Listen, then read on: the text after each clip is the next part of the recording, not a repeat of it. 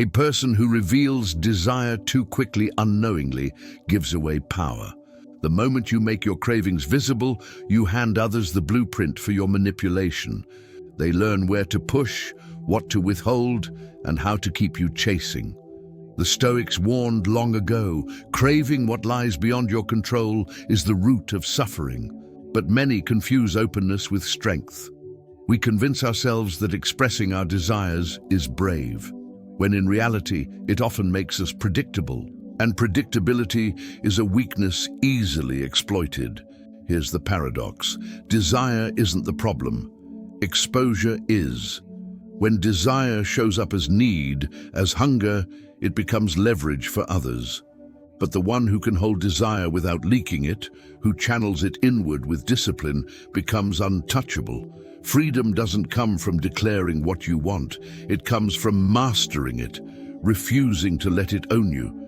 If you're ready to operate from that level of clarity, control, and stoic strength, subscribe. Think of it as committing to your own growth, to walk a path of resilience, wisdom, and self-mastery. Desire revealed is leverage given.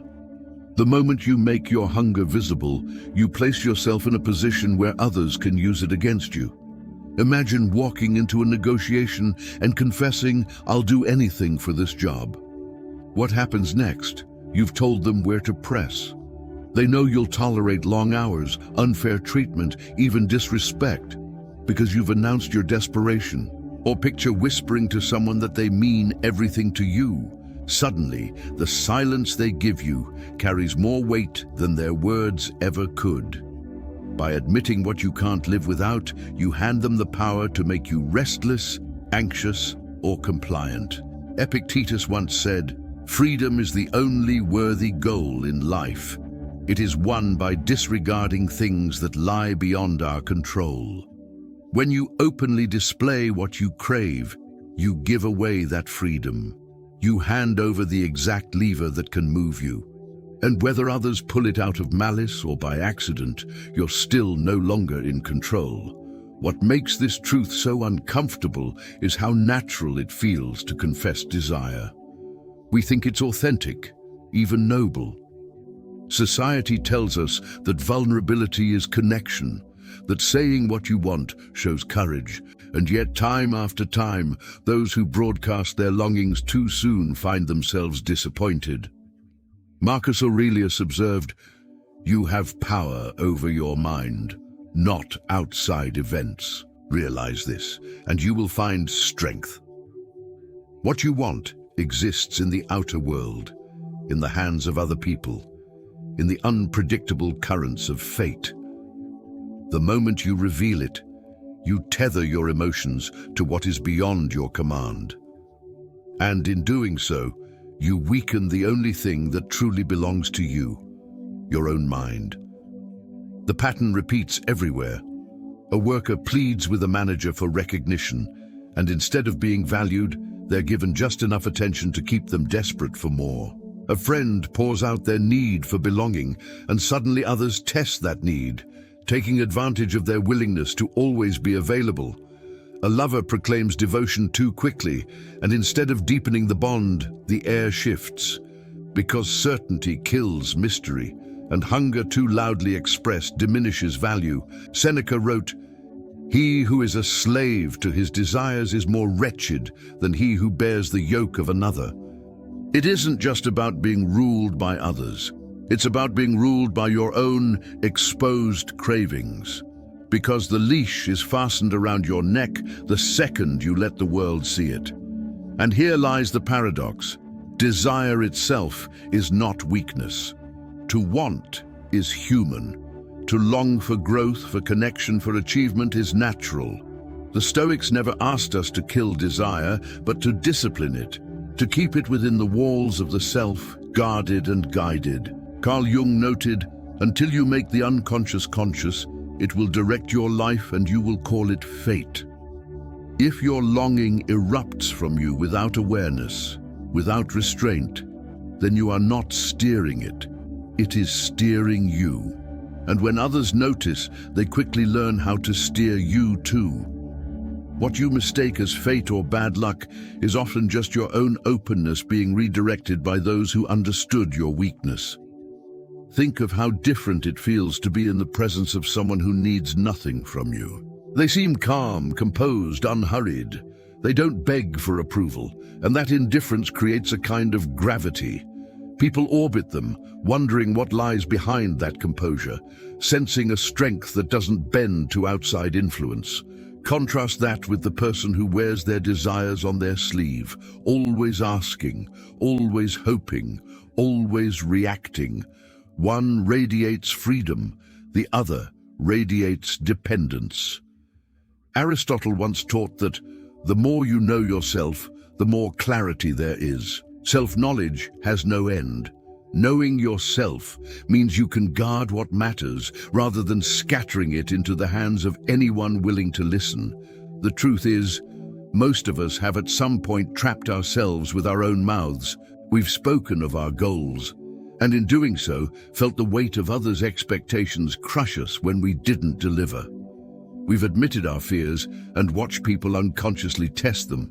We've declared our dreams only to find resistance rising from those who felt left behind. Each time, the pattern was the same. Desire revealed became leverage surrendered, and the more we repeat it, the more powerless we feel. To live with discipline is not to live without desire, but to master the way it is expressed. The Stoics knew that silence can be a form of strength, that not every thought, not every hunger, not every ambition must be placed on display. In silence, desire remains yours, contained, sharpened, a source of drive that fuels action rather than dependence. To speak it carelessly is to scatter it into the hands of others, but to hold it inward is to turn it into focus, resilience, and strength. So the next time you feel the urge to announce what you long for, pause. Ask yourself whether exposing this desire will give you more freedom or less. Because the truth is, desire revealed is leverage given, and the one who learns to hold it with patience, with composure, with discipline, will always stand taller than the one who reveals it too soon. Most people reveal their desires thinking it's a sign of strength, a badge of authenticity that proves they're honest and open. They say, "I just really want this," and they believe that by putting their heart on the table, they're showing courage. But honesty without discipline isn't strength, it's exposure. It's like walking into a room of strangers and handing each one of them the keys to your house. The words may feel noble as they leave your lips, but what you've really done is surrender the very thing that was yours to protect. The Stoics warned us again and again that what we reveal without control becomes the starting point of our suffering. Epictetus reminded us that the first step toward mastery is not in gaining the approval of others, but in mastering our own impulses. And yet, how often do we confuse the impulse to speak with the wisdom to remain silent? Think about the subtle trap built into openness. You believe that by showing where you are tender, where you ache, you're making a bond. You think people will honor that trust. But in reality, what you've done is place your well-being in their hands. The moment you say, "This matters to me more than anything," you've given someone else the power to withhold it, to test you, to control the rhythm of your emotions. Seneca once wrote, "He who is brave is free." True bravery isn't in blurting out every longing. It's in having the strength to hold it, to carry it without scattering it for others to toy with. To keep what matters guarded isn't deception, it's wisdom. Why does this mistake happen so often? Because openness feels good. It feels cleansing, like dropping a heavy weight. And for a brief moment, you feel closer to the one who hears you, but that feeling rarely lasts. Because what was sacred is no longer fully yours. Once spoken, your desire becomes something others can delay, deny, or manipulate. Marcus Aurelius warned that we suffer more from our own opinions than from the world itself. When you reveal desire, you're not just giving others a tool. They may never use it against you, but your own mind will. You'll begin waiting, watching, anticipating their response. Their silence will now feel louder, their words heavier. Suddenly, your peace depends on them, not you. Carl Jung offered a striking observation. The privilege of a lifetime is to become who you truly are. But when you broadcast every longing without thought, you're not becoming yourself. You're becoming a reflection of how others react to your words. If they laugh, you shrink.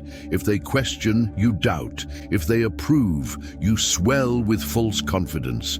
You are no longer rooted in who you are, but in how others perceive your desires. And that isn't authenticity, it's dependency dressed up as honesty. We live in a world that celebrates vulnerability as if it is always noble. We're told that to share every thought, every fear, every craving is to be real. But the Stoics would argue that being real isn't about putting your soul up for auction. It's about aligning your life with reason and discipline. To speak without restraint is to abandon that discipline. It's like planting seeds in every patch of soil you find, never noticing whether the ground is fertile or barren. The seeds may sprout, but most will be trampled, and the few that survive will no longer be yours alone. Consider how often relationships crumble under the weight of overexposed longing. One person pours out endless affection, hoping it will create closeness, but instead it breeds distance. The mystery fades and the bond weakens. Or think of careers stalled by eagerness. Someone declares how badly they want the promotion, and suddenly their superiors hold all the cards, aware that they can stretch this ambition as far as they want.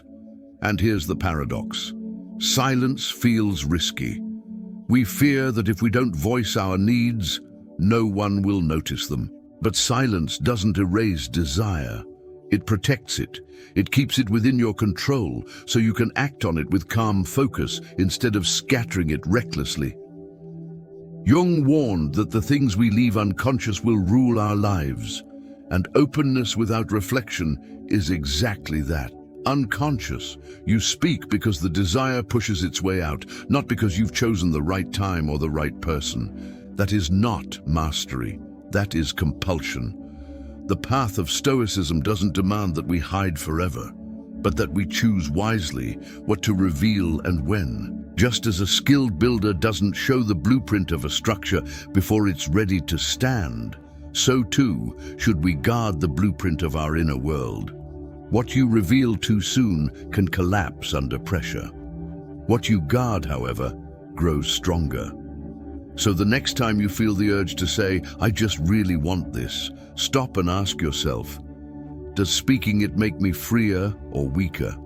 Because openness without restraint is not authenticity, it's surrender. And the one who learns to hold their desires quietly, to act on them with composure rather than announce them in desperation, is the one who rises above manipulation. The world may praise constant vulnerability, but wisdom lies in discernment. Not every truth must be spoken. Not every hunger must be confessed. The strongest connection you can build is the one with yourself. The ability to know your desires deeply without handing them away carelessly. That is where real honesty begins. Hunger is always visible. Even if you try to hide it with words or gestures, people can sense when you want something too badly. It leaks out in your tone, in your body language, in the way your attention clings to what you desire. And once it's seen, it changes how others treat you. Mystery doesn't invite attack, need does. Show desperation, and you create an easy target. Not because everyone is cruel, but because human psychology naturally responds to hunger with control. Seneca once warned, "He who is everywhere is nowhere." The one who spreads themselves thin, who shows everything and hides nothing, loses the depth of their strength. In the same way, when you scatter your energy in craving and exposure, you lose the gravity that makes others respect you. Think of how this plays out in ordinary life. A worker desperate for recognition starts staying late, not out of principle, but to be seen. Instead of commanding respect through excellence, they begin performing for approval. A friend who constantly seeks reassurance becomes predictable, easy to manipulate, because others know just how to withhold comfort to keep them chasing.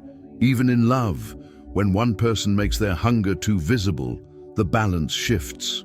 Attention that once felt genuine begins to feel like control.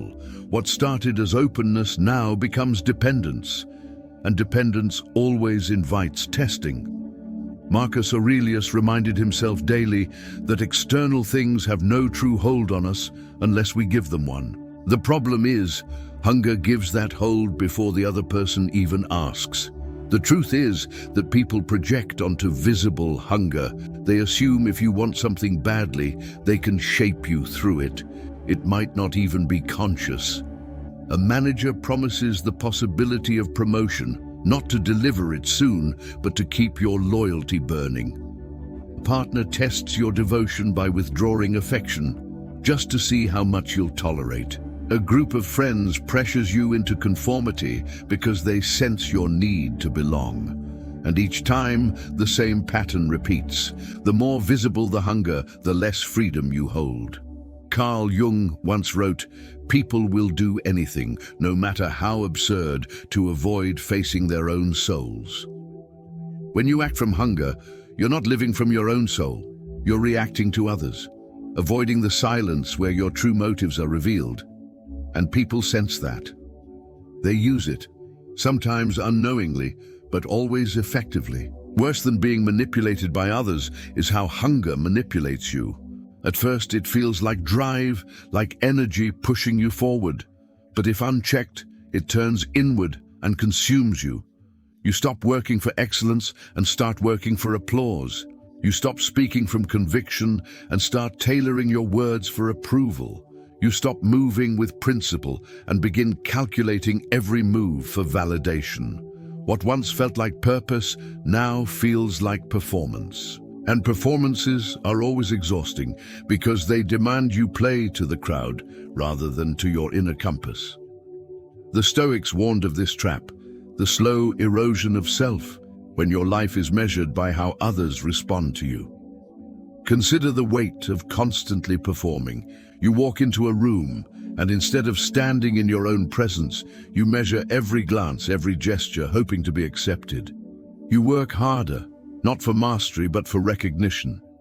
You seek affection, not out of genuine connection, but out of fear of loss. This isn't strength.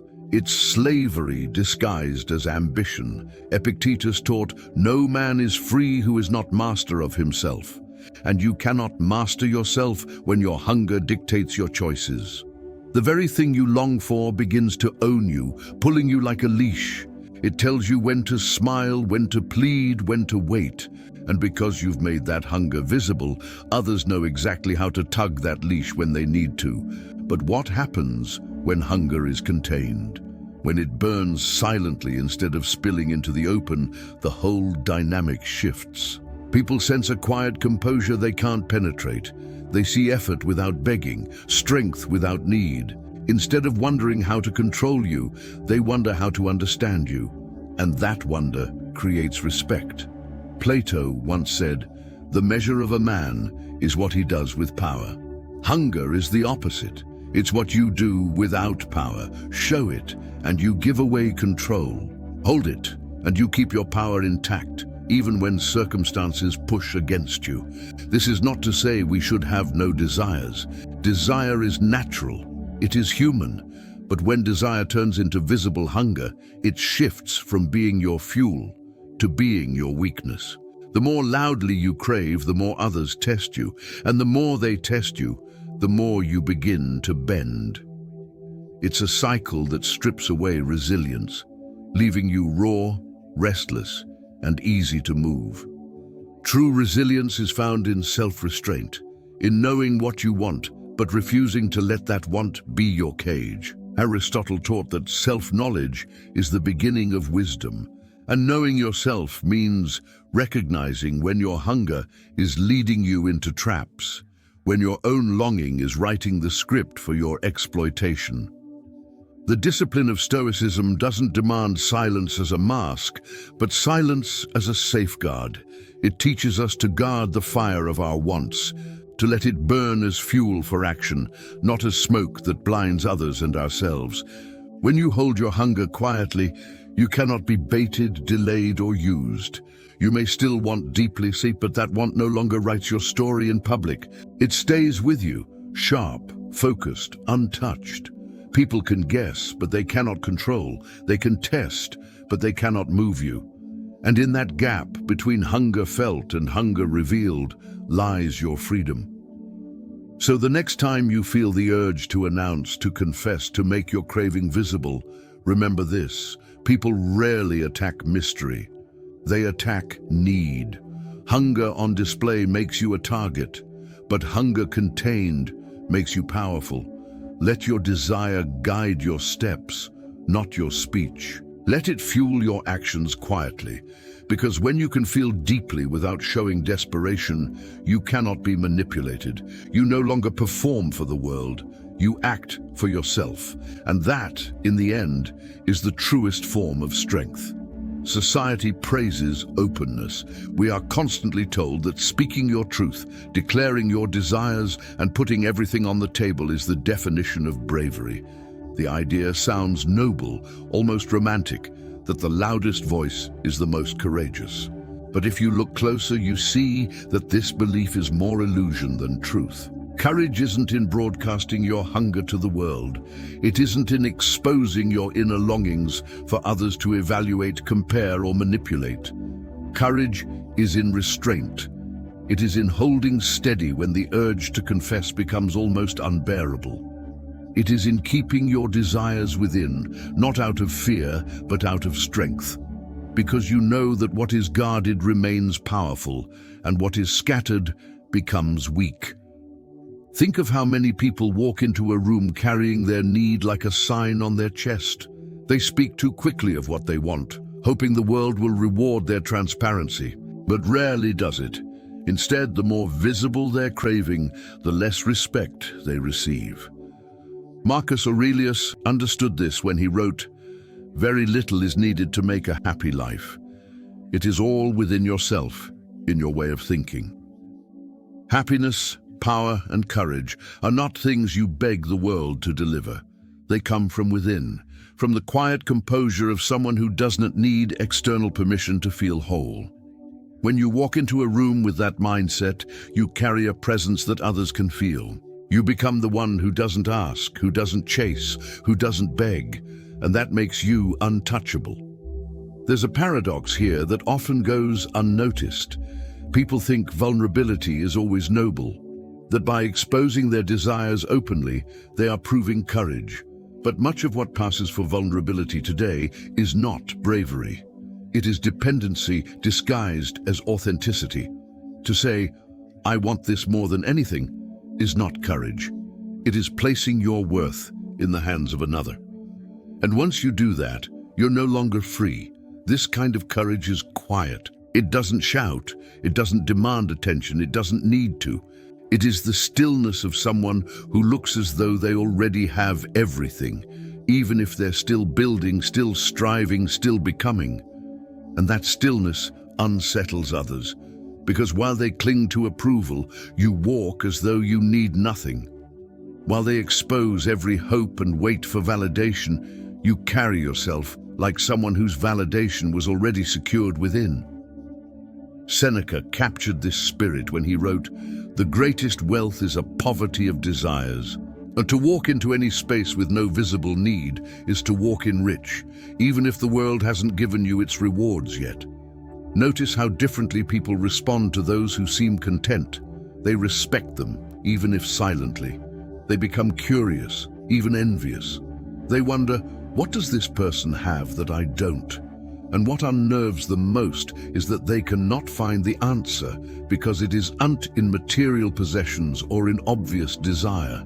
It's in an inward discipline, a hidden source of strength that refuses to beg. Aristotle once said, Courage is the first of human qualities because it is the quality which guarantees the others. And courage, in this sense, doesn't come from expression. It comes from control. It guarantees your freedom because it ensures you are never too dependent on what lies outside of you. The illusion of courage in expressing desire is seductive because it feels bold in the moment. Saying what you want gives you a rush, a sense of relief, as though you've proven something to yourself and to the world. But that rush fades quickly, and in its place comes exposure. Others now know where you are soft, where you can be moved, where you can be tested. True courage feels different. It doesn't come with a rush or an audience. It comes in silence, when you resist the easy comfort of spilling everything. It comes in patience, when you act with purpose instead of impulse. It comes in composure, when you move through the world as if nothing outside you can truly disturb what lies within. This is the courage the Stoics live by. The courage not to fight battles for validation, but to stand untouched by the need for it. It is harder, quieter, and infinitely more powerful. So when you feel that pull to declare your desires boldly, to show the world what you long for, pause and ask yourself if this is courage, or if it's simply craving dressed up as bravery. Remember that the world doesn't respect the one who begs, but the one who looks as if they already hold everything they need. The former reveals weakness and becomes dependent. The latter embodies courage and becomes free.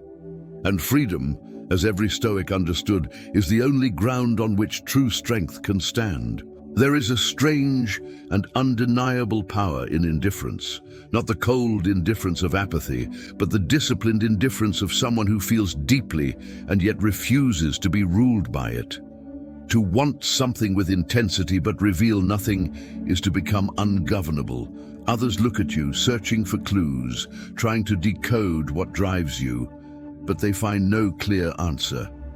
And that uncertainty unsettles them. People are far less disturbed by someone who openly shows their hunger, because hunger is predictable. What truly rattles them is the one who can want, yet remain still. The one who can burn inwardly, yet appear untouched outwardly. In that stillness, you become unreadable, and in being unreadable, you become powerful. When you carry yourself with indifference, you shift the balance of control. The person who appears desperate is always at the mercy of others. Their emotions are tied to outcomes, their moods dictated by approval, their strength dependent on whether things go their way. But the one who moves as if nothing is owed to them, as if nothing outside themselves can make or break their spirit, holds the upper hand. Indifference unsettles people because it forces them into their own imagination. They can't tell what you want, so they begin to fill in the blanks themselves. They wonder, why is this person not reacting? What are they thinking? What are they planning? And in that silence, their own fears surface. They project motives, they anticipate moves, they prepare defenses against threats you may not even have considered. Meanwhile, you remain steady, not because you are plotting endlessly, but because you are unbothered by the noise. Carl Jung once noted, "Where wisdom reigns, there is no conflict between thinking and feeling." True indifference harmonizes both. It allows you to feel deeply while still thinking clearly, without letting emotions pull you into chaos. Look at any environment, workplaces, relationships, social circles, and notice who gets tested the most. It is rarely the one who stands calmly detached. It is almost always the one who makes their longings too obvious. When you declare openly, "I need this opportunity," or "I cannot live without this person," you invite trials. But when you act as though your life is full with or without what others offer, the trials diminish. Not because the world suddenly becomes kind, but because people hesitate to test those who don't seem to need them. Aristotle wrote, "The ideal man bears the accidents of life with dignity and grace, making the best of circumstances." That is the heart of indifference, not to stop caring, but to carry yourself with dignity regardless of outcome. What makes indifference powerful is that it gives you options. When you're consumed by need, you trap yourself. You wait anxiously for someone else's decision, for their validation, for their acceptance. But when you cultivate indifference, you regain freedom. You're no longer bound to one outcome, one person, one path. You can walk away, and walking away becomes your strength. Epictetus taught, "It is not things themselves that disturb us, but our judgments about them." When you release the judgment that one specific outcome defines your worth, you stop being disturbed.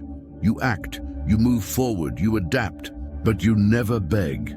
And make no mistake, people notice. They notice when you are not easily moved. They notice when you do not react to provocation, when you don't collapse under pressure, when you don't cling to them for validation. And that notice transforms into respect, even if it's never spoken. It makes you harder to manipulate, harder to predict, harder to undermine. Because what can anyone do to control a person who shows no visible dependence on them? Jung believed that the deepest form of power is self-possession, being anchored in your inner world so firmly that no external tug can pull you away from yourself. Indifference, in this sense, is not detachment from life, but attachment to your own center. This doesn't mean becoming a stone or pretending you don't care. True indifference isn't about shutting off emotion. It's about mastering expression. It's about choosing when, how, and to whom you reveal what matters to you. It's about appearing full, whether or not you receive what you desire. This balance terrifies others because it makes you unpredictable. They don't know if you're invested, if you're watching, if you're walking away, and that uncertainty keeps them cautious. Seneca wrote, "A wise person is content with their lot, whatever it may be, without wishing for what they have not." That contentment is not laziness, it is strength. It is the shield of indifference that allows you to engage with the world without being enslaved by it. So ask yourself, what happens when you no longer flinch at loss, when you no longer cling to outcomes, when you can want but not beg? You gain something rare, freedom. The freedom to act without fear, to speak without calculation, to walk without hesitation. And in a world where most are enslaved by visible hunger, that freedom feels dangerous. It is the power of the one who cannot be bribed, cannot be threatened, cannot be cornered. It is the quiet strength of indifference. The Stoics never taught us to kill desire, they taught us to master it. To hold it within so that it fuels us, but never controls us. And that mastery creates a presence that is rare in any age, a presence that feels calm, grounded, and beyond reach. Indifference, in its truest form, is not the absence of caring. It is the absence of enslavement to care. And once you master that, you stop being a pawn moved by others and become a force that moves on your own terms. Those who achieve the most rarely announce it. They don't feel the need to broadcast every step, to gather applause for plans not yet realized, or to beg for recognition before the work is done. Instead, they move quietly, allowing their actions to speak in a way words never could. In a world obsessed with noise, silence becomes a shield. What is silent is harder to counter, and what is hidden is harder to destroy. The Stoics understood this discipline well. They believed that the more you focus on inner strength and outer composure, the less vulnerable you become to the storms of fortune or the opinions of others. When you build in shadows and act in silence, you make yourself unshakable because no one knows what to strike. Think about how much energy people waste on broadcasting their ambitions. They announce their goals, describe their plans, and constantly seek validation for what they intend to do. But by doing this, they invite interference. When you show your entire blueprint before the foundation is laid, you give others the chance to criticize, discourage, or even sabotage what has barely begun.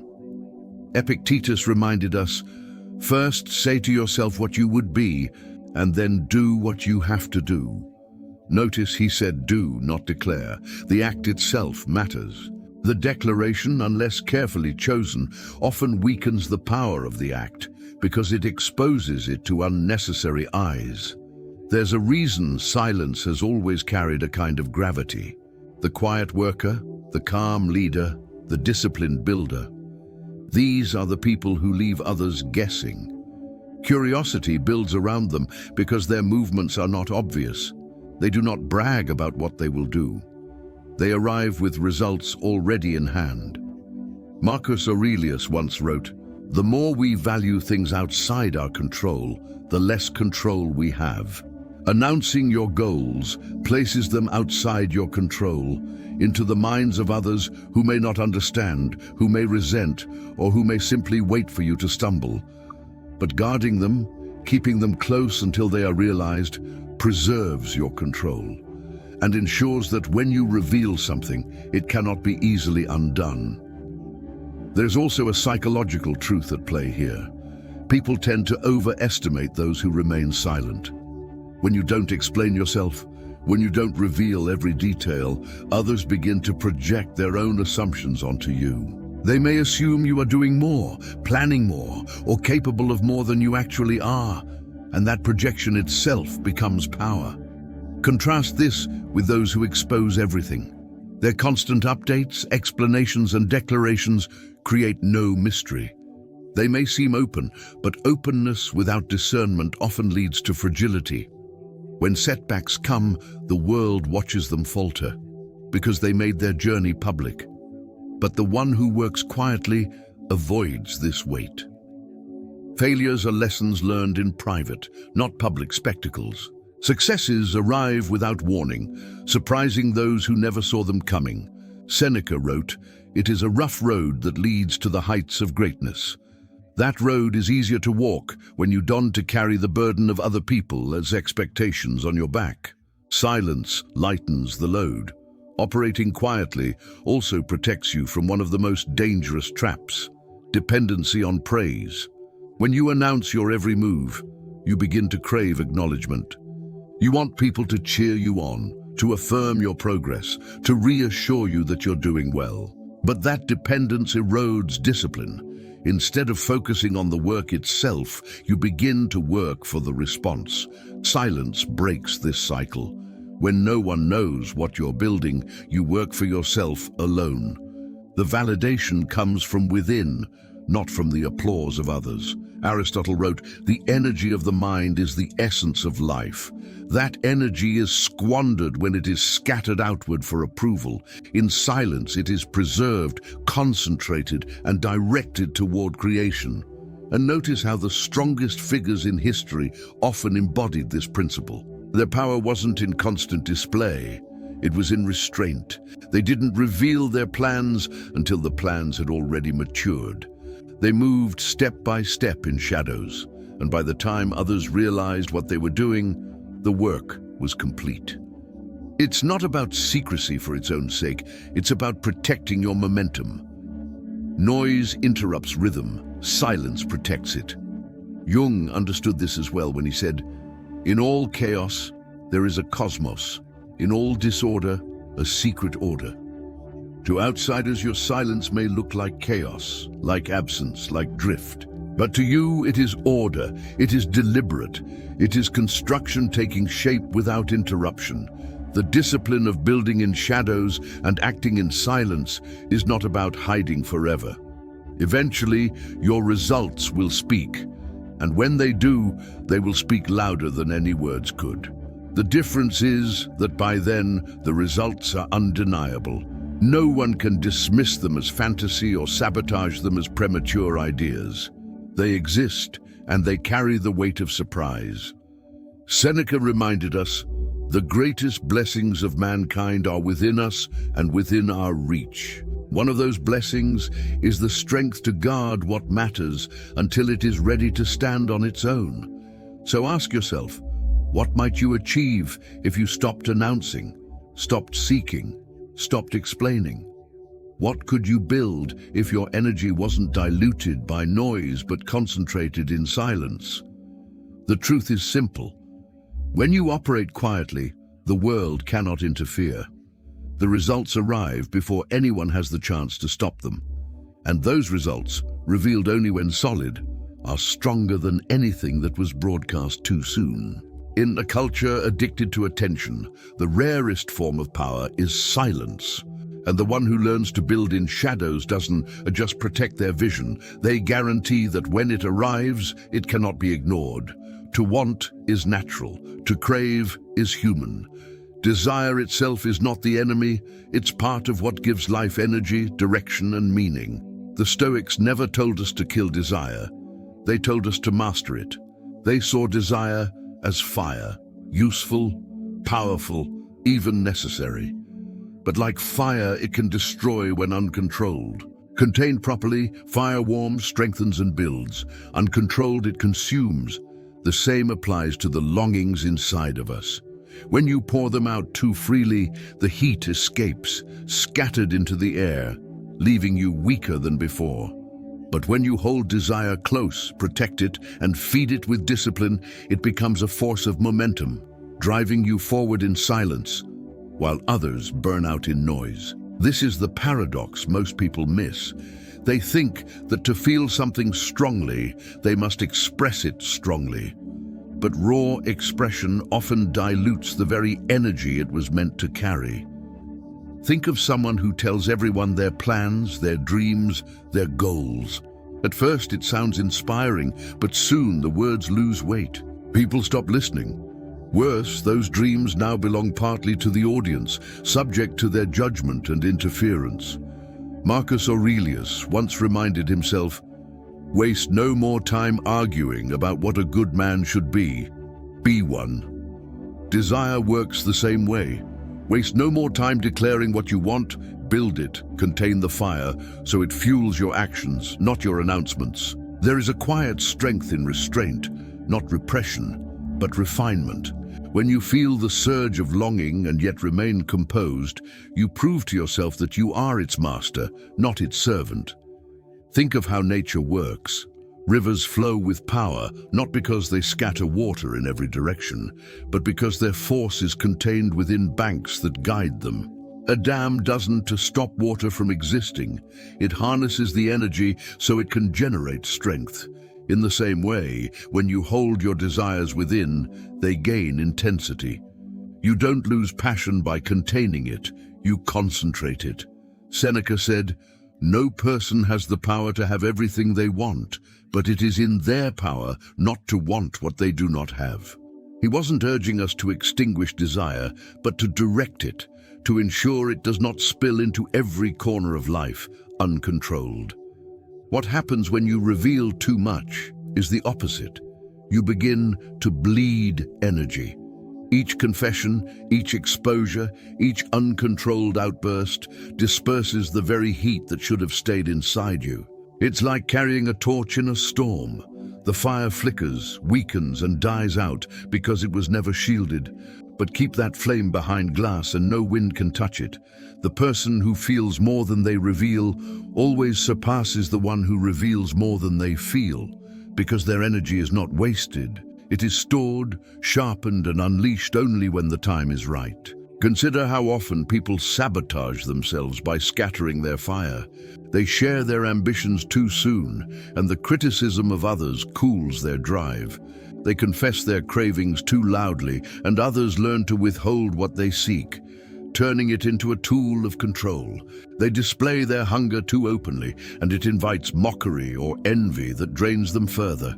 But the one who holds steady, who keeps their fire close, cannot be manipulated. Others may sense the heat, but they cannot touch the flame.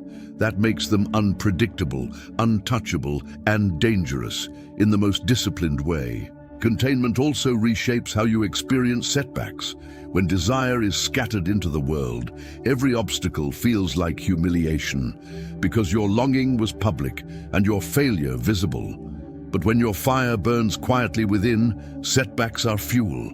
They are added wood, not gusts of wind. You recalibrate, you redirect, but you never lose power because no one else holds your flame. Epictetus wrote, "It's not what happens to you, but how you react to it that matters." Containment gives you control over that reaction.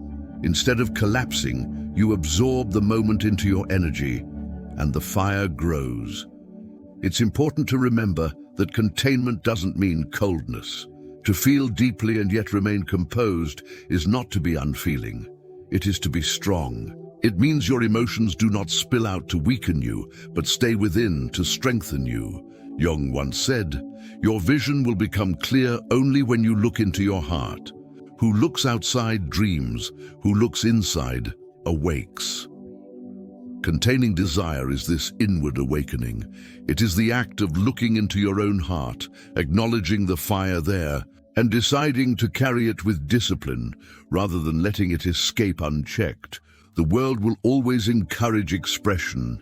It will tell you to speak, to share, to broadcast, to expose. But what the world doesn't tell you is that each time you do, you give away a little bit of your fire. The Stoic path urges the opposite. Guard your energy, contain your hunger, use it to act, not to announce. Because power doesn't come from how loudly you declare what you want. It comes from how steadily you can pursue it without showing desperation. To want is natural, to crave is human, but to contain that craving, to hold it like fire behind glass, is divine. It makes you focused, disciplined, and ungovernable.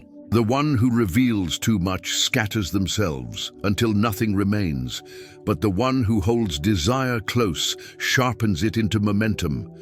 Remember this always: the person who feels more than they reveal will always rise above the one who reveals more than they feel.